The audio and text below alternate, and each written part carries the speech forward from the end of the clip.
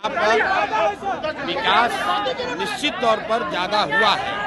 सड़क बिजली की स्थिति दूसरे जिलों के मुकाबले नालंदा में बेहतर है, लेकिन शिक्षा, रोजगार और भ्रष्टाचार ये जो बिहार की मूल समस्या है। शिक्षा की स्थिति नालंदा में भी उतनी ही बुरी है जितनी दूसरे जिलों में है।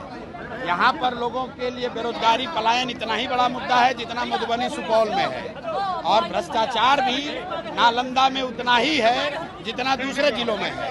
तो नीतीश कुमार का गृह जिला है, इसका मतलब ये नहीं है कि यहाँ शराब नहीं बिक रहा है।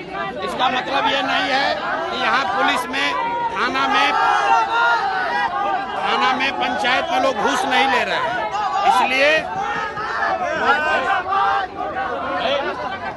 इसलिए लोगों ने ये तय किया है और नीतीश कुमार को 20 वर्ष अवसर मिला है।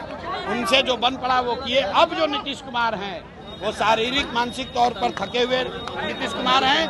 अब नालंदा की जनता को दिख रहा है कि अगर इसके आगे की तरक्की चाहिए तो आपको जन सुराज चाहिए, नई व्यवस्था चाहिए। वो व्यवस्था चाहिए जिसमें सड़क, बिजली से आगे लोगों के बच्चों के पढ़ाई और रोजगार की गारंटी हो। इसलिए लोगों को जन सुराज चाहिए।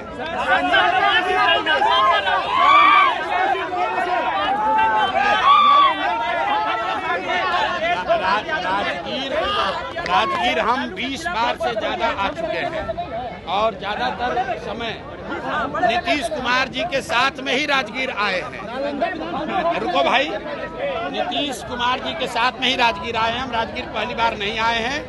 ये बिहार के गौरव की भूमि है।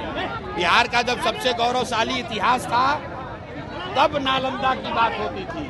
तो जन सुराज का सपना है कि बिहार को फिर से ज्ञान की भूमि बनाई जाए, और उस ज्ञान की भूमि बनाने की परिकल्पना में नालंदा की भूमिका सबसे बड़ी है। इसलिए यहाँ आकर लोगों से आह्वान किया है कि अब सड़क, बिजली, पानी से ऊपर उठकर बच्चों के पढ़ाई और रोजगार के लिए आप वोट कीजिए, नई व्यवस्था बनाइए और किसी भी हालत में लालटेन को वापस जलने मत दीजिए।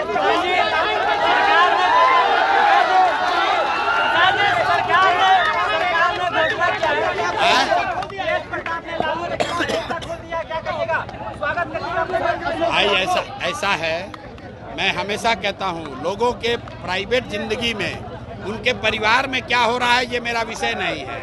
लालू जी के परिवार के सदस्यों में एक मत्ता हो या झगड़ा हो, उससे हम लोग को कोई मतलब नहीं है। बिहार के बच्चों के लिए पढ़ाई कैसे हो ये मुद्दा है, यहाँ रोजगार कैसे हो ये मुद्दा है, पलायन बंद कैसे हो ये मुद्दा है, बाढ़ की समस्या कैसे खत्म हो ये मुद्दा है। लालू यादव के परिवार के बच्चे आपस में लड़ रहे हैं या दोस्ती कर रहे हैं, उससे हम लोग को कोई लेना देना नहीं। प्रधान जी, सरकार ने घोषणा किया है कि वकीलों को हर महीने 5,000 रुपया देगी। तेजस्वी यादव कलम फेंक रहे थे तो ये दिखाता है कि इनका चरित्र क्या है। मैं हमेशा कहता हूँ कि शेर बूढ़ा भी हो जाएगा तो वो घास नहीं खाएगा, मांस ही खाएगा।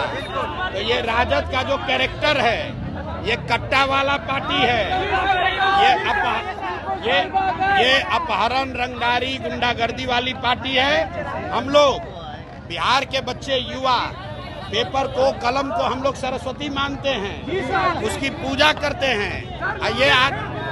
ये आदमी खड़ा होकर माँ सरस्वती का स्वरूप कलम को फेंक रहा है हवा में। इस बार जनता इनको सबक सिखाएगी। इसीलिए 9वां फेल है और आगे कभी 10वां बन नहीं पाएंगे।